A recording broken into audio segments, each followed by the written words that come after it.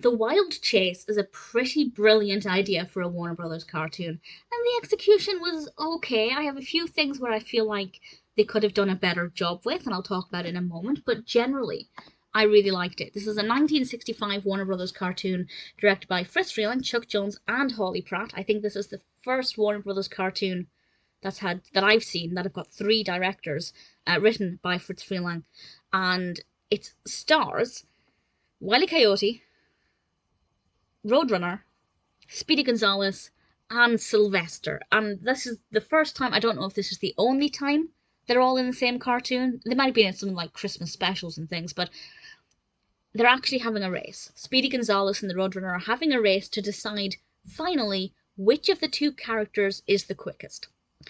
And I think that's a pretty fantastic concept, and I thought that was brilliant, and I was really keen to see what would happen with the outcome of that. But I'm not going to divulge any of that, of course. And while they're having this race, it's set in the same kind of environment that the Wile E. Coyote and Roadrunner cartoons are set, so it does immediately feel like a Wile E. Coyote cartoon. And also, it's not evenly balanced. We see a lot of Wile E. Coyote trying to stop the Roadrunner. We see some Sylvester trying to stop Speedy Gonzales. So I feel like they could have shifted the focus a bit more. It could have been more well balanced. A lot of the time, the only reminder that Speedy Gonzales is there is the noise he makes. We get a lot of meep meeps and a load of Speedy Gonzales's noise. Is there a term for what he says? I'm not sure.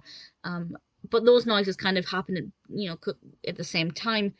And Wile E. Coyote might be on screen, but there's no sign of Sylvester. I feel like in the second half, Sylvester had a slightly more prominent role, and it was really great seeing them working together.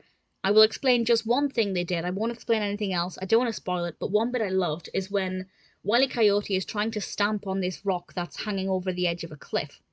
And he's stamping and stamping, and by his own weight, it won't budge. But then Sylvester comes along and starts stamping with him. And they have this moment of teamwork.